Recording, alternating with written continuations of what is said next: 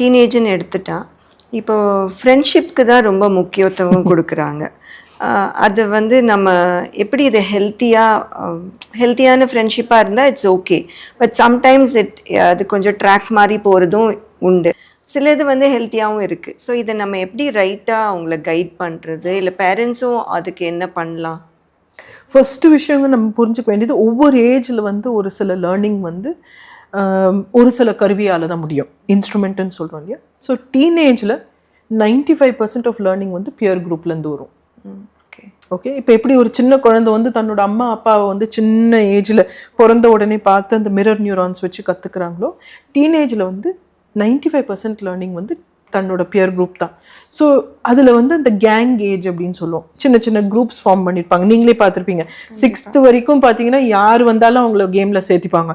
திடீர்னு 6th அப்புறம் எதுக்குடா இங்கே வந்த, நீ போய் அங்கே விளையாடு, இந்த எங்கள் குரூப் அப்படின்னு சொல்லுவாங்க. குரூப்பிசம்ன்றதோட we call it a clique. Psychology ரீதியாக கிளிக்ஸ் அப்படின்னு சொல்லுவோம். அந்த கிளிக்கு பார்த்தீங்கன்னா சர்டன் கோட் வேர்ட்ஸ் இருக்கும். டீச்சருக்கு ஒரு கேவல பேர் வச்சுருப்பாங்க. தன்னோட அம்மா அப்பா கிட்ட ஒரு மாதிரி பேசுவாங்க. எல்லாம் தீபாவளிக்கு பார்த்தீங்கன்னா ஒரே மாதிரி ட்ரெஸ்ஸு, ஒரே ஹேர் கட், இதெல்லாம் இருக்கும். அண்ட் இது வந்து சென்ஸ் ஆஃப் பிலாங்கிங். அதாவது இது வரைக்கும் நான் வந்து குடும்பம் தான் எனக்கு எல்லாம், எங்கள் அம்மா அப்பாவோட பையன் இல்லை எங்கள் அம்மா அப்பாவோட பொண்ணு அப்படின்ற அந்த ஐடென்டிட்டி மட்டும்தான் எனக்கு இருந்தது. இப்போ வந்து இந்த கேங் அப்படின்ற ஐடென்டிட்டி அவங்களுக்கு தேவை. அண்ட் அது இஸ் வெரி இம்பார்ட்டண்ட். ஏன்னா இந்த ஏஜில் இந்த உறவுகள் டெவலப் ஆகலைன்னா லைஃப் லாங் பார்த்தீங்கன்னா அவங்களுக்கு வந்து ரிலேஷன்ஷிப் உறவுகளில் ப்ராப்ளம்ஸ் இருக்கும். ஸோ அதனால் இந்த கேங் ஏஜ் ரொம்ப இம்பார்ட்டன்ட். இங்கே பிலாங் பண்ணுறேன் அப்படின்ற அந்த ஒரு ஃபீலிங் வரும். இது எப்போ நெகட்டிவ் ஆகுனா பியர் ப்ரெஷர் அப்படின்னு சொல்லுவோம். என்ன ஆகுனா ரொம்ப தவறான பழக்க வழக்கங்களுக்கு போயிடுவாங்க. ஆனால் இதில் ஒரு முக்கியமான விஷயம் நம்ம புரிஞ்சுக்க வேண்டியது, எல்லா சைல்டுமே எக்ஸ்பெரிமெண்ட் பண்ணும். ஓகே ரைட், அந்த எக்ஸ்பெரிமெண்டேஷன் இருக்கும். இதுக்கு தான் டீனேஜ் வரத்துக்கு முன்னால் பெற்றோர்கள் வந்து குழந்தைங்களோட ஒரு நல்ல உறவு டெவலப் பண்ணியிருந்தாங்கன்னா இந்த டீனேஜை ஈஸியாக நேவிகேட் பண்ணலாம். என்ன ஆகுனா, நிறைய பெற்றோர்கள் ஒரு 11-12 வயசு வரைக்கும் ஒன்றும் இது பண்ணியிருக்க மாட்டாங்க.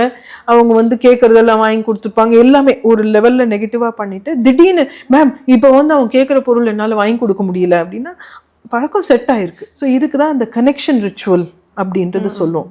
ஏன்னா எந்த ஒரு ரிலேஷன்ஷிப்லேயும் ஒரு கனெக்ட் பண்ணுறதுக்கு டைம் ஒதுக்கணும். இப்போ நீங்கள் வந்து சாமி கும்பிடணுன்னா கூட அதுக்கு ஒரு டைம் ஒதுக்குறீங்க. விளக்கேற்றுவீங்க, ஒரு மனசை ஒருநிலைப்படுத்தி ஒரு இடத்துல உட்காருவீங்க. இல்லை ஒரு சினிமாக்கே போகணுன்னா அதுக்கு முன்னால் டிக்கெட் புக் பண்ணுறது, அந்த ஷோ டைமிங் தெரிஞ்சுட்டு போகிறோம். ஸோ எதுக்குமே நம்ம வந்து டைம் ஒதுக்குறோம் இல்லையா.